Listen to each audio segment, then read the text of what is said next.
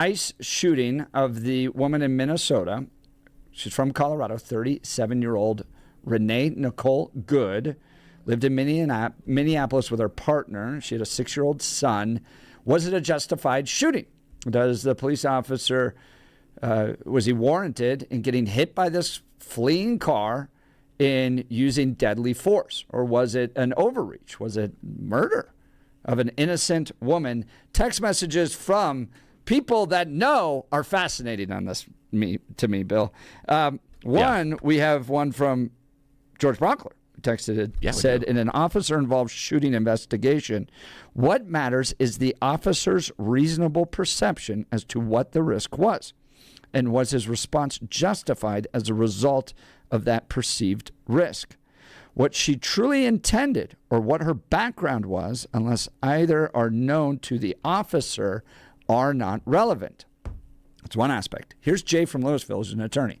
He writes about Graham v. Connor, 1989 landmark Supreme Court case that established the objective reasonableness standard for evaluating excessive force claims against law enforcement under the Fourth Amendment. The ruling states that an officer's use of force must be judged from the perspective of a reasonable officer on the scene.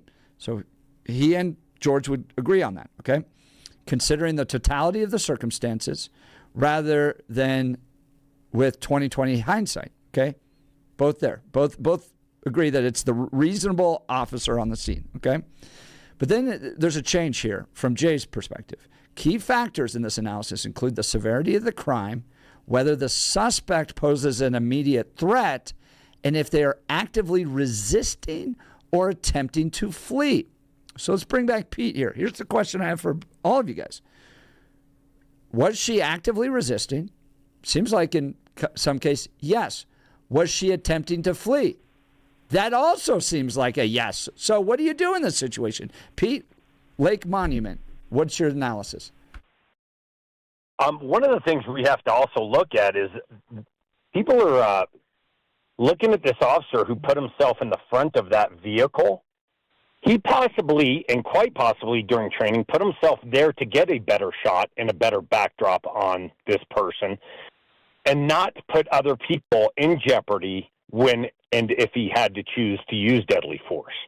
It's extremely difficult to shoot someone from the side if there's other surrounding areas. And I'm not saying that's what he did, but that's a strong possibility. Whenever I've been in these type of critical situations on the street, you separate yourself from a better officer for a lot of tactical reasons. So tactics could have been something that came into play here. What my point is that she did not comply with officers' orders. Those are legal orders.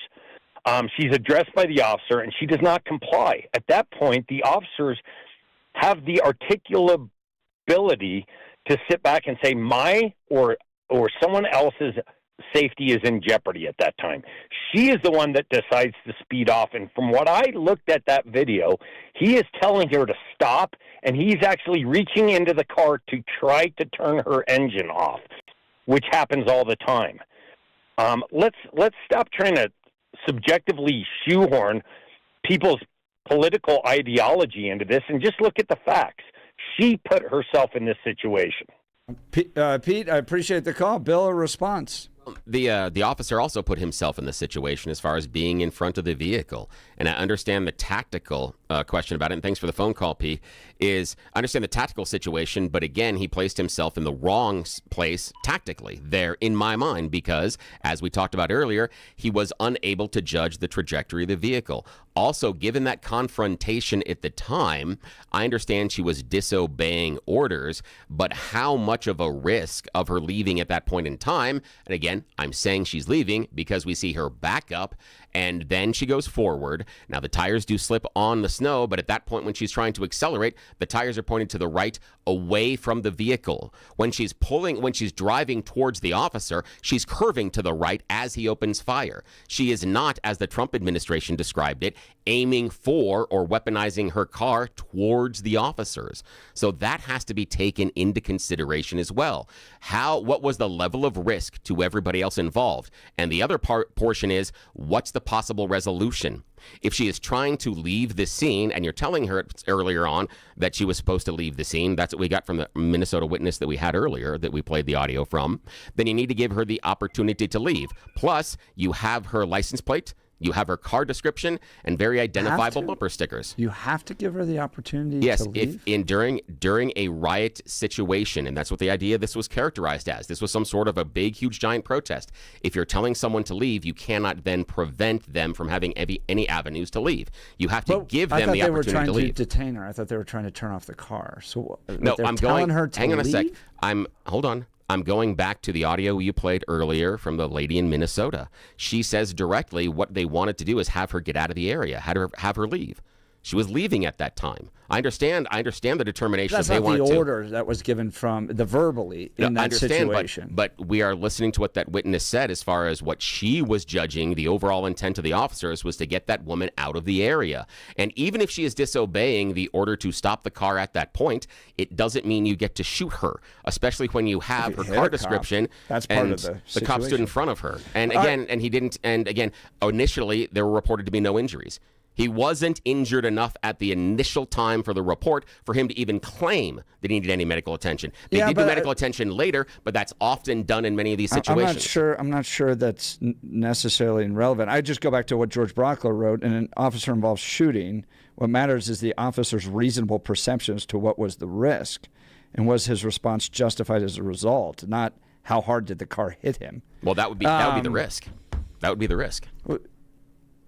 So you have to wait to get hit by the car before you can pull your gun? No, trajectory, speed, place you can get hit on, can you move out of the way, stuff like that. That's all the risk. It's his risk assessment. That's what I'm talking about. His assessment of the risk at that time is faulty. Well, no, you got hit. You got hit by the car. All right, let's go to news and comment. Blake Olson.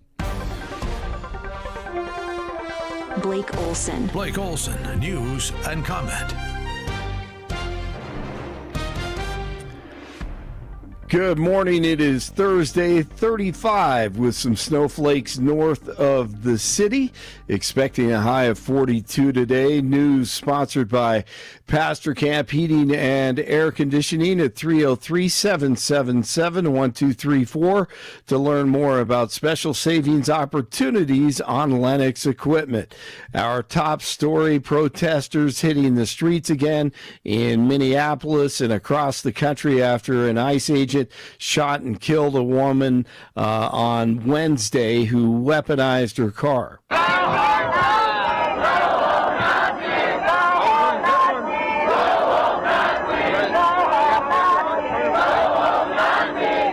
So they're saying go home Nazis to ICE. The shooting happened in a neighborhood during an enforcement operation, as you've heard, when a federal agent opened fire on Renee Nicole Good, who's from Colorado Springs. After the shooting, Homeland Security Secretary Kristi Noem said the woman refused commands to get out of her car, out of her vehicle, and tried to harm the officer with the vehicle.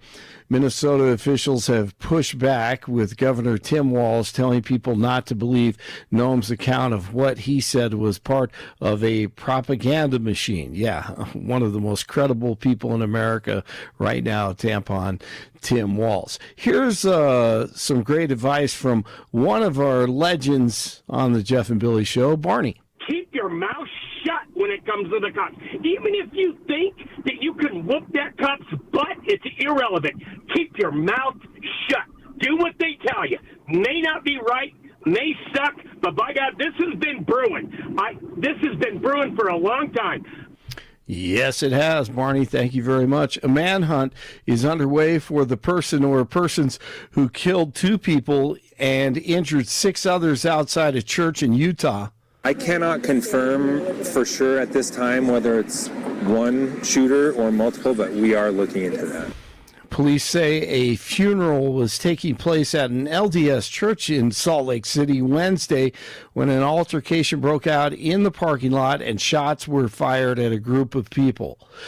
The U.S. is being withdrawn from dozens of international treaties by 47. In a memorandum, DJT said the U.S. has been pulled from 68 international organizations and treaties, including the UN Framework Convention on Climate Change.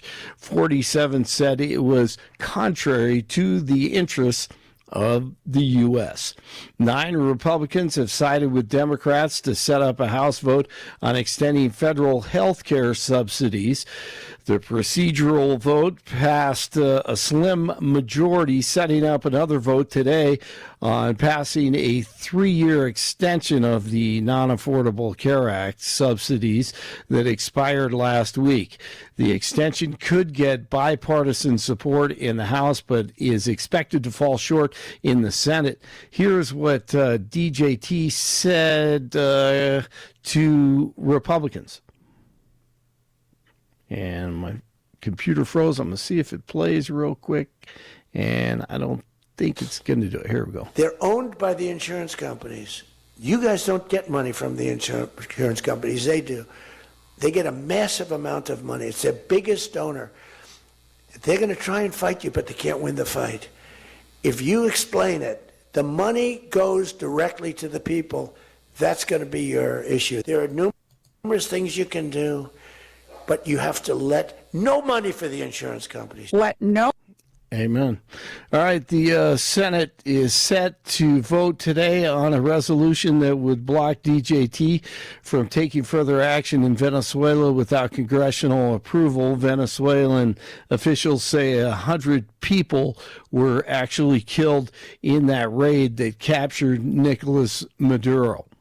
DJT seeking to recover millions from Georgia's election interference case. He fired a motion in court Wednesday to gain back more than $6 million in legal fees. College football playoffs continue tonight. Number 6, Ole Miss. Remember, they do not have their head coach because Lane Kiffin took that job in LSU, and they said, okay, you want that job? Get out of here.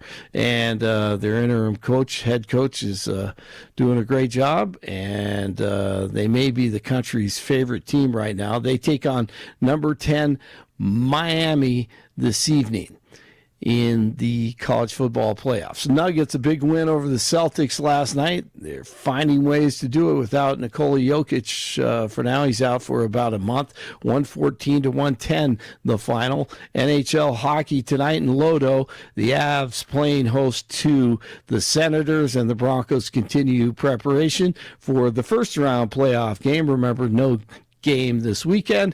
They'll take on the winner of the Jags and the Bills in about 11 days. 34 in Inglewood, 33 in Brighton, 35 in Denver. You're waking up with Jeff and Billy on a Thursday. Blake Olson, News Talk 710 KNUS. Much colder and actually going to feel a little bit like winter for a change. Temperatures are going to be down just into the mid to upper 30s today, and that happens early. Lower 20s tonight and only low 30s for highs tomorrow.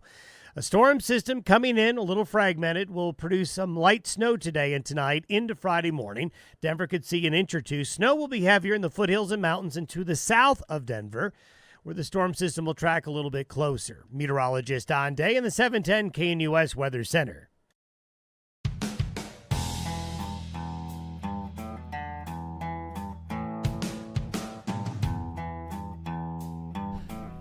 She was an amazing human being. The headline from the Minnesota Star Tribune. Mother identifies the woman shot and killed by an ICE agent as Renee Nicole Good. She lived in Minneapolis with her partner, just blocks from where she was shot, originally from Colorado Springs. Was it a justified shooting? This has been the hot phone lines all day. Let's go to Chris in Lakewood. Good morning, Chris. You're on with Jeff and Bill. Morning. Hey, what's up, guys? Round 2. Hey, this is kind of long-winded, but I just want to say we can all agree that lethal force. Nobody likes lethal force. Nobody wants anybody to die. Okay, we all agree on that. Okay, but what we should also, I mean, this isn't that we don't have to ask AI, right, to realize that she drove her vehicle directly into an agent. And that created the situation. Like, what are you supposed to do in that situation? Very tough call, right? In a high tense situation, she was blocking the road, right? We don't wish death upon anybody, whether you're on the left or the right. I think that's important to say out loud. But it's also important to, note that the other one side is saying kill ICE officers. So how are they supposed to feel going into a situation like this, knowing that they don't have support of certain states, when they're just trying to remove people questionably, I will admit, questionably as a registered Republican, I will admit, but they're more or less trying to remove people who are not a benefit to our society. Yeah, So, that's another aspect of this that I just find fascinating, and I appreciate the call, Chris. Thanks so much. Chris from Lakewood, his phone line will be open, 303-696-1971. I mean, you're now starting to get those Tiananmen Square moments that Mike Johnston was talking about early on, right? I'm going to send police, and we're going to interfere with ICE. Well, why? Like, are you so committed to illegal immigrants being in our communities that you feel like you have a duty to go put your car in front of ICE agents? Like, their crimes are so horrendous. I mean, and here's where I want to give some context. I believe that Planned Parenthood murders people on a daily basis, 70 of them down in Aurora at their facilities. I think it's terrible what they're doing. Don't believe that I am justified to go try to drive my car to block Planned Parenthood operatives from going into the building, even though I believe there's murder happening there. And in this case, ICE agents are operating off of warrants given by judges to implement deportation orders. And they're trying to do their jobs, and yet not just these activists, which I understand are Looney Tunes to begin with, but these mayors, these governors that are whipping people up and essentially excusing, if not promoting, people to actively interfere with federal law enforcement operations. That is, you're setting people up to get hurt. And I do put blame on the mayor of Minneapolis and Governor Tim Walz for fomenting some of this. So let's go back to the phone lines. Jay in Highlands Ranch. Good morning, Jay. You're on with Jeff and Bill. Hey, good morning, gentlemen. Thanks for taking my call. I've been in law enforcement about 14 years in the Denver area.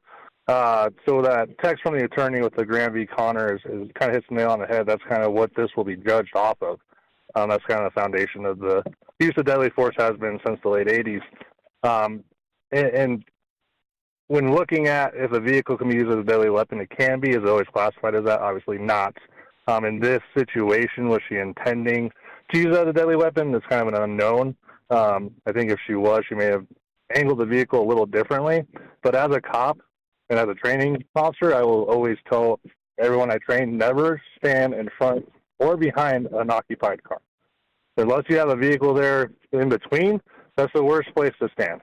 There's nothing, lines of fire doesn't matter. Don't ever put yourself in that position. It's kind of a legal term that's starting to get thrown out. It's officer-induced jeopardy, which I think he kind of placed himself in that. And another thing, there's always a base about shooting at a moving vehicle. Some instances, yes, absolutely a good idea, but you also have to consider once that person is incapacitated behind the wheel of a moving car, it's now a missile. Who knows where it's going to go? It's a situation where I think it will be rule justified because the vehicle did strike him whether he was injured or not. However, it may be a situation where just because you can and you're justified, maybe you should. And that's kind of my 2 cents. I mean, Jay, I think that's probably the most sober analysis so far. Yeah, much better than my analysis. And it's hard to tell with the video angles, but I did see an extended one where it did kind of look like there may have been additional ICE agents in the direction she was going farther down the street that were blocking off the road, so that could have been another consideration, but I can't say that for sure if they were there or if they had arrived after it happened. So if that agent thought she was driving recklessly and maybe drive towards them, that could have been another part of it, but I couldn't say for sure if there were agents on that side of it. It's one of those things. But in the baseline that I'm using this for training, don't ever stand or in front of or behind a car. Whether you're a cop or a citizen, it's just the worst place to be.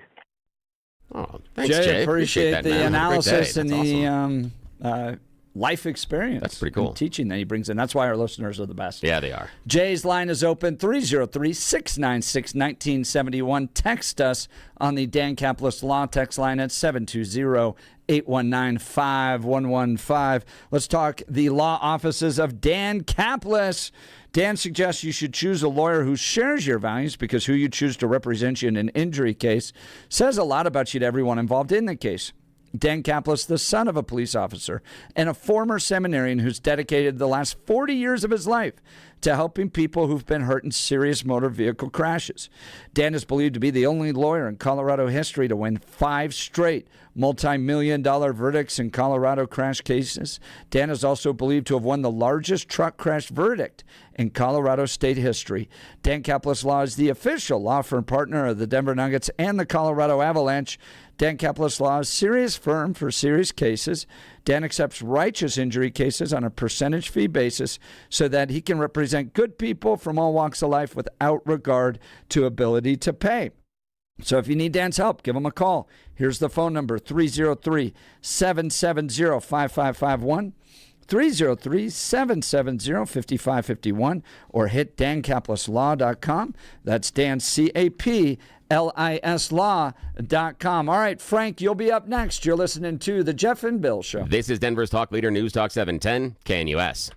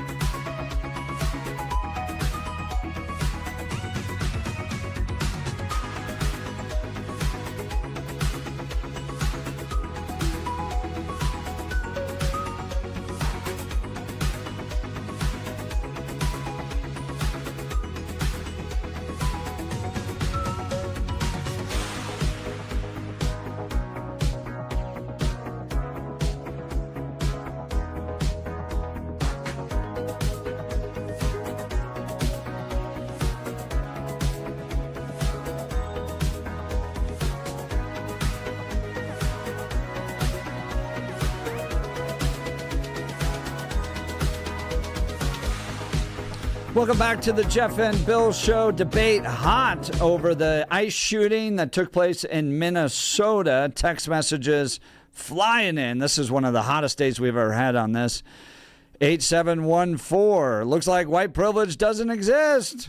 You screw around with the cops, you get shot. Just comply. It's not that difficult. 6372. How did this girl know where ICE personnel were headed? There's got to be some responsibility here. Well, you see that in Colorado, too. There's like this little network of alerters. And so once ICE leaves a facility, they follow around. I've seen they'll follow around. And then even when ICE goes into like an apartment complex, they stand out there with bullhorns and say, "Don't open the door to ICE." So they're actively interfering. So let's see. 5600 on January 6th, a communist killed a patriot. Yesterday, a communist tried to kill a patriot, and that patriot defended himself. Billy, you are on the wrong side of everything. Yeah, I love how we've turned patriot into a code name like Goodfellas. Like it's some sort of mob code name. That we've decided that if you believe something politically, then you're obviously a patriot. And if I disagree with your politics, you're obviously a communist. We are going to determine our truth based on our politics. And it's a running theme here. Number one rule for discharging from Chest Rockwell, know what's behind the target. There were many homes and people surrounding them. This could have seen a lot more casualties. Julian Denver, instead of Monday morning quarterbacking, I'm going to wait until all the facts from multiple investigations come to light.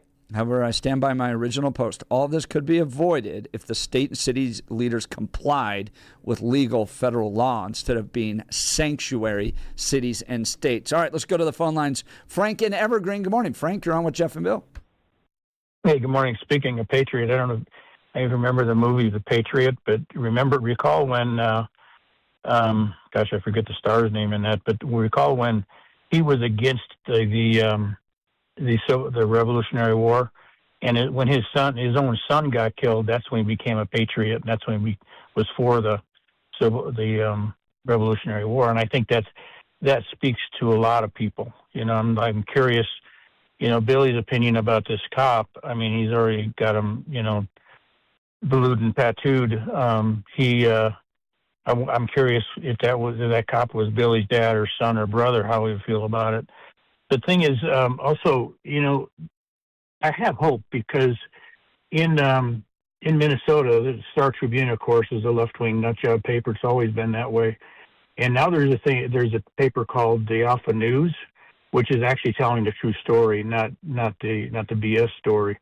So I would suggest that people look at the Alpha News and see their reporting on it and see the truth.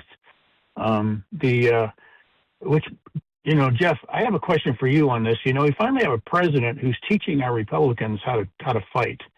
You know, it's been 50 years. They haven't known how to fight. Now they know how to. They're learning how to fight.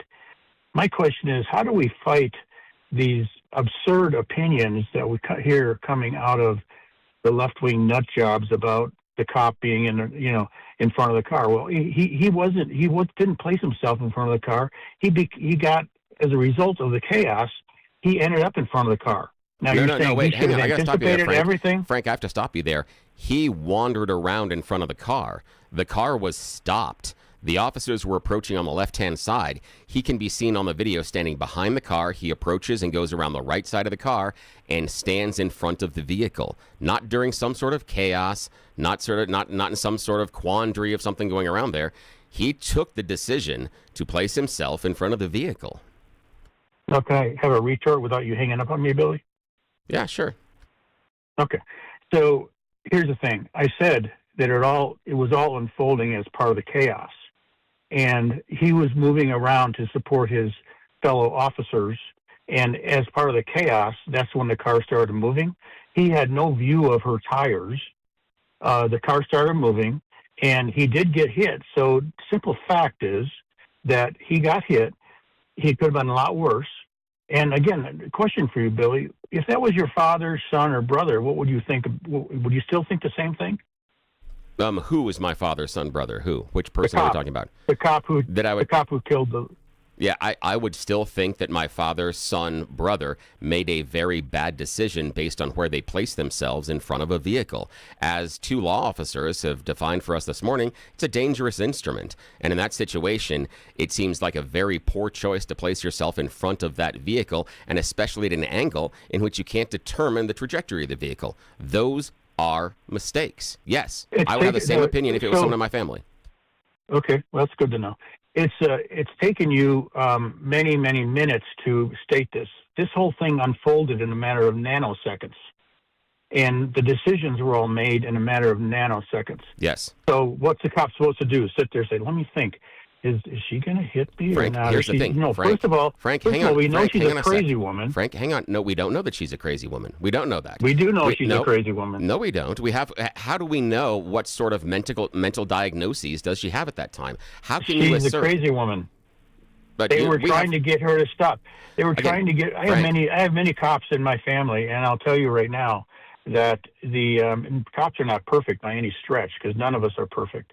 But the thing is, when you are stopped by a cop, what you do is you put your hands on the steering wheel, roll down the window so he can see what you're doing. He or she can see what you're doing, and you do what they tell you to do. And Frank, if they don't, and if that person doesn't, do the cops get to shoot them? Obviously not. Oh, well, that's what happened here. In this case, but Frank, that's what happened here. He was being targeted by a vehicle. In this case, wasn't. He actually got hit by the vehicle. No, he wasn't targeted. He actually got hit by the vehicle. No, Frank, he made himself a target. target. And so he didn't know that he didn't have any idea where the front tire was pointed. No, that's his mistake. Frank, that's his mistake based on where he placed himself, that he couldn't see them. That's his mistake. And he placed himself in front of the vehicle. She didn't target him. He placed himself in front of the vehicle. That's Billy, the important thing. That's a lapse in judgment. Can I ask Jeff a question, please, Billy? Yeah, go ahead. Sure. Okay, Jeff. Here's my question. Clearly Billy and I disagree. And the people who think the way Billy does have been in my life since the Vietnam War. I lived through the Vietnam War protests, and there are all these crazy people during that time, and it's always been Democrats, and they're always find some crazy thing to protest, and they think they don't have to obey the law. And my question is, I just said that Trump is teaching Republicans how to fight, thankfully, finally. And, so the question is, how do we silence, and I'm not saying no one should be silenced because we all have the right to free speech. How do we overcome this absurd arguments that Billy is putting forth here? Well, I mean, I'm going to go back to what Charlie Kirk said. You dialogue, you discuss. That's why this show is so important. You could think that Billy's arguments are absurd. There's plenty of text messengers that think my arguments are absurd. But bad things happen when people stop talking, and I think that's why I appreciate we had Tricia Calaverse on the show yesterday. But to your point about Trump teaching Republicans to fight back, I think that's 100% accurate.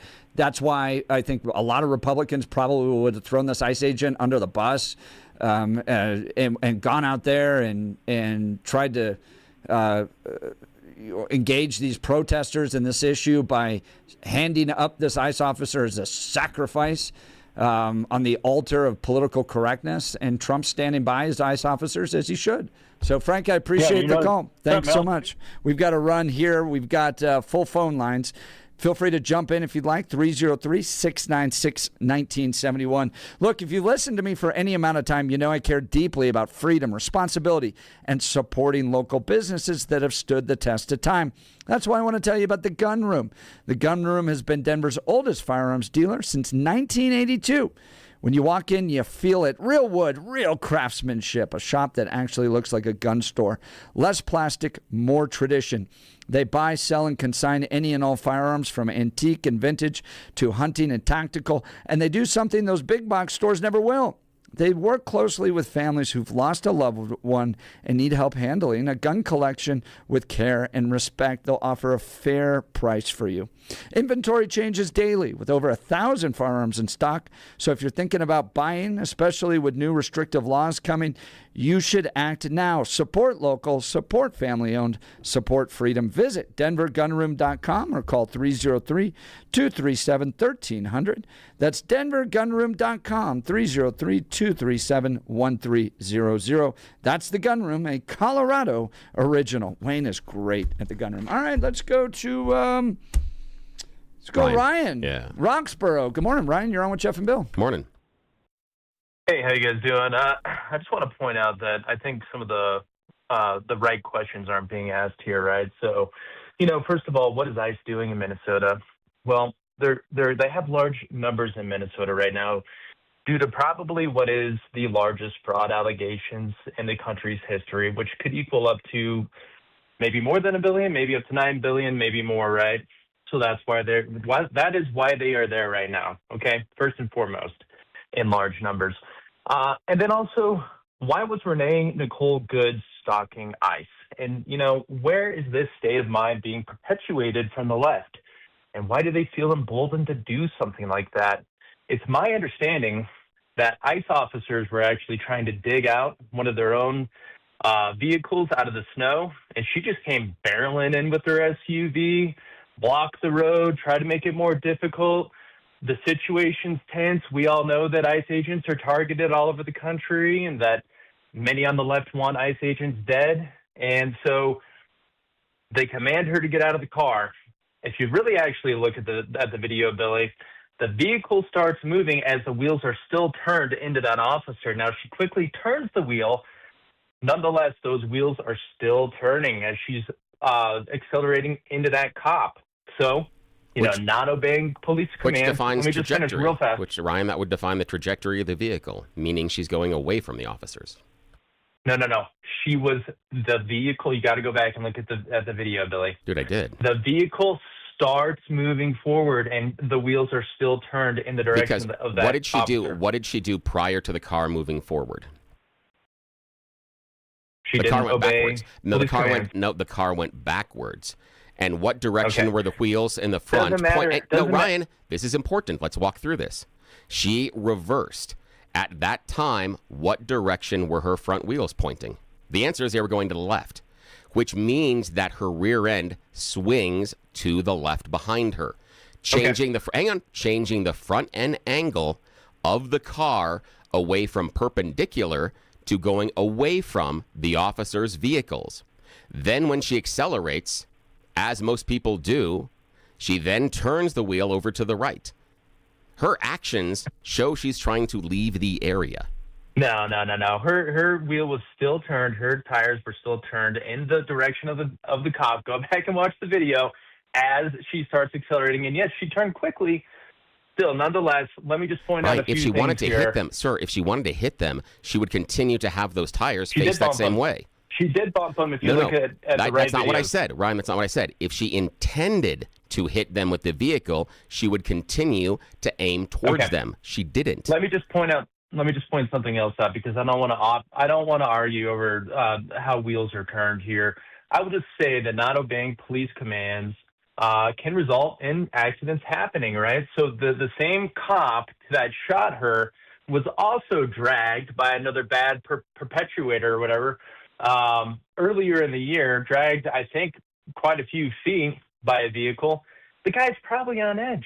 So if you want to come barreling in as they're trying to dig out another ICE officer, and then you think you're gonna barrel in and not obey police commands, and your engine's revving up and crazy stuff is happening all around you in the fog of war. Like you think that's okay? That description is far out of bounds of what we saw. She didn't come barreling in. We didn't see any of that. We didn't come in her. We didn't see her being overly aggressive or anything. The description that you paint of that, the description that you paint of that situation. Was she stalking ICE? I don't know. I don't have that information. But guess what? Hang on, Ryan. Wait. Hang on, Ryan. Even if she was following them that day and disrupting what was going on, that's not a justification for shooting her. We're not saying we get to now shoot the people that are protesting and disrupting these things, are we? That's not where we're going as a country. Of course not. But you hit an ICE officer with your car, no, you're going to get shot. Ryan was asking, was she stalking him? As if because she was there all day. I know, but the idea being, because she was there all day, that then justifies deadly force. It's part of the equation, though. Yes, that's the idea, that you're using it in the equation to justify deadly force. That does not justify deadly force. It just doesn't. Go ahead, Billy, Ryan, last word. Let me just ask one last thing here. If you're an ICE officer in the state of Minnesota right now, and you know things are highly intense, and you see a deranged woman in her SUV pull up and try to prevent you from digging out your fellow officer's vehicle in the middle of the road, doesn't obey ICE police commands, what if you're in that position, Billy? What are you going to think? Well, here, Ryan, the description. Just let her go. The description. Just let her drive how I understand she your wants. question. I understand your question, but your description of the situation is completely and totally wrong. We don't have them on the video. Hang on. We don't have them on the video digging out the front car. We don't have her coming up and showing up with her car. Hang on. That would be in you. You're the one that used that as a descriptor. So did the Trump administration. We have yet to see any information about any cars being dug out of the snow at that time. And what we can see in the video of the shooting is the lead car, the silver pickup where the ICE agents get out of, is not stuck in the snow, is not being dug out of the snow. And so if she pulls up in front of that vehicle, she is not preventing any officers from digging out any vehicle or preventing any vehicle from being dug out of the snow. So that entire narrative that you presented is incorrect. This is a political loser from the left. And the last thing I got to just get in real quick, I cannot believe that Tim Walz is threatening the deployment of the National Guard of Minnesota against federal troops. They want a civil war because there's $9 billion in fraud in Minnesota right now, and they're all going to jail. My read of the deployment of National Guard was to address rioting, but I could be wrong. All right, Ryan, thanks for the call. That's Ryan from Roxborough. His phone line's open if you want to join the conversation, 303-696-1971. Text us on the Dan Caplis Law text line at 720-819-5115. Let's talk advanced hair restoration. How about a simple New Year's resolution, one that even I could achieve? Reverse the clock on hair loss with Advanced Hair's simple one-day FUE treatment. You'll feel more confident and more youthful when you witness your own natural hair growing into those places that have been balding or thinning for years. From Advanced Hair's breakthrough technology to their highly experienced team, there's no one I trust more in hair restoration. Their simple FUE treatment begins to regrow your own natural hair the very next day, and your new hair is backed by the Advanced Hair Guarantee. Simply put, Advanced Hair's exceptional standard of care makes your comfort and your results their top priority. Celebrate the new year with a fuller head of hair and get a free consultation, $250 off and 250 free hair grafts.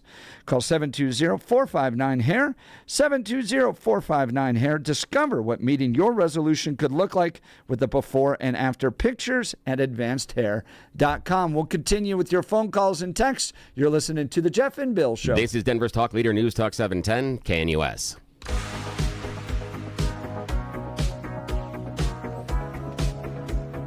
All right.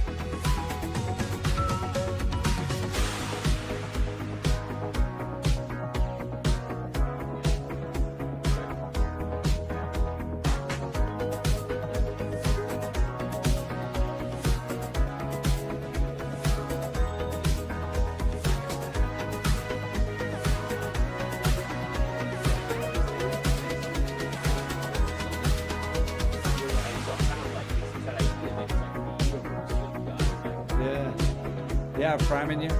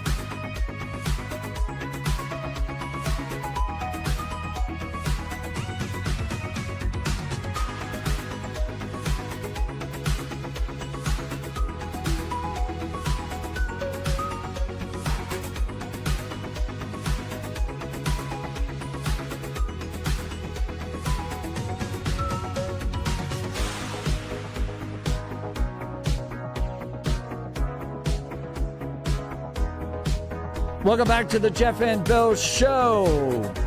This is one of the hottest shows we've ever had. Was the ICE shooting in Minnesota justified? Was it a woman that was interfering with legal, lawful law enforcement operations and hit a cop, hit an ICE agent, and the ICE agent seeking to protect himself and his fellow brothers and sisters behind the badge? Well, you may not agree with it, doesn't deserve to get prosecuted, doesn't deserve to get thrown in jail for what he did. Or was this the murder of an innocent woman? She was trying to flee. They told her to get out of there. And he shot 3 times, twice into the side window. And he deserves to get prosecuted. We've had callers on texts on both sides of this. Let's go to the phone lines. David in California. Good morning, David. You're on with Jeff and Bill. Oh, yeah, morning. Yeah, it's too bad that Fox News stirred this up the way they did. There are a number of videos. Fox News played one without audio. The woman was told to get out of there, get out of there. And Fox News has dead silence when that happens, right? So she's following instructions, and you can see the calmness of the guy getting out on the passenger side, but the guy in the driver's seat is real eager. Now, I used to live in Colorado. I lived in Junction, and for a short time I lived in Denver. This was in 1990. There was a famous incident of a guy, a burglar, who was trying to break into a warehouse in downtown Denver, and somebody had set up a booby trap in there and blew his brains out as he climbed in the window. And it turned out that guy was a Nazi, and he was getting a bounty for everybody he could inculcate into his gang. And I suspect that what this ICE situation is that Trump is giving bounties to these creeps that are doing killings. And in the case of Michael McComb is the name of the burglar in Denver. He was a Nazi, and he. So, David, he had help a me friend. understand. You think that Donald Trump is giving ICE agents bounties to kill American citizens? Absolutely. Yeah. And what absolutely. evidence do you have of this? Well, we're going to find out. Let's say, so it's just let's a say theory. these previous callers today, they're talking about, well, look at the cameras, Well, let's see the cameras, the body cameras of these cops, these ICE agents. Why do any of them have body cameras on them? Any of them? I don't know. I think that is kind of an issue as far as why we wouldn't have or do we have access to body cameras, and that'll come out, David. But the question is that I've got is if we believe, now I'm just saying we as the royal we being the show, if we believe that Donald Trump is setting bounties and giving ICE agents incentives to either hurt or kill American citizens, why haven't we seen more of them? Why would this be the first? Well, he's given bounty. Who's the bomber in D.C. on January 6th? Yeah, but we've been doing the ICE stuff for a while. But David, we've been doing this. I know, but hang on, we've been doing this for a while, David. We've been doing these ICE enforcement actions for a while, and especially going up to somewhere like Portland, or when they were involved in protecting the facility in L.A. There are times there in which, if there was a bounty or a financial incentive for me to go kinetic on the protesters, it's right there in front of me. Especially in Portland, but we don't see that. That's the problem I have is if what you are saying is true, I feel we would have seen a lot more physical attacks, if not killings, by ICE because of the financial incentive. If it is such a strong incentive for this to occur, we should see more, and we're not. Oh, well, like I say, these guys are masked. Have they identified the guy, the shooter yet? Yes. I mean, they've got a video of him, but have they actually got an ID on him? Have they pressed charges on him? Well, I know. I think they're doing an investigation. Yeah, it's an investigation. David, Yeah. I think they wear masks because people like you are saying they're Nazis getting bounties by Trump to kill people. I appreciate the phone call, David, and we don't know the identity of him yet, but there is an investigation that happens post every shooting in every law enforcement agency. The officer is taken off of duty, given a desk job, or just told to go home for a while, and then they do a full investigation internally, and then possibly leading to criminal charges if needed. That's it. So they're going through the process, and I don't think we should know the name of the ICE officer at this point. I don't think that helps the narrative in any way, shape, or form for us to be able to identify who that ICE officer is, personally. 3207 saying she wasn't told to get out of there. She was told to get out of the car. Interesting. All right, so let's go to Jacqueline, Nebraska. Good morning, Jacqueline. You're on with Jeff and Bill. Good morning, guys. I'll be brief. I haven't seen this video, but I've been listening to everybody this morning. My daughter called me this morning, and she says, Mom, what was that woman doing there in a dangerous situation like that when she has a child at home? I didn't even know that until I was listening on the radio station. They don't display any real common sense anymore. And on the left, these people think that their First Amendment rights lets them do pretty much whatever the hell they want to do. She went down there into a volatile area where there is potential violence, and it didn't seem to bother her because she was in a big car. Well, that didn't matter now, did it? Her time would have been better spent. She'd have been home with her child. That's where that woman belonged. Now, I'm not against exercising your First Amendment rights, but these people have no idea what that means. They stretch that until they think they can do whatever they want. She should have been home. She shouldn't have been down there. Now, I'm not seeing the video, and I'm not going to watch it. But I'm going to tell you, you have to have a little bit of common sense when you're 37 years old, that if you've got a child at home, if you've got a job, if you've got responsibilities, you have to put your priorities first. You don't go down and you don't riot or whatever. You don't do that kind of stuff when you have priorities and obligations as an Jacqueline, adult. And believe me, I go to a lot of protests. Even on my side, I agree with you. You shouldn't be putting your car interfering with federal law enforcement operations. All right, Jacqueline, I appreciate it. Thanks, Let's go to Gary in Aurora. Good morning, Gary. You're on with Jeff and Bill. Morning. Hey, fellas. My name is Gary. I think I have a unique perspective on this. This is a very difficult thing to discuss. Okay, now, Gary, we've got about a minute, so I need you to be quick. I'll I'm try sorry. to be brief. I have been in law enforcement. I've been in security for the better part of 30 years. I have twice in my career in life, had people try to kill me using their vehicle as a weapon.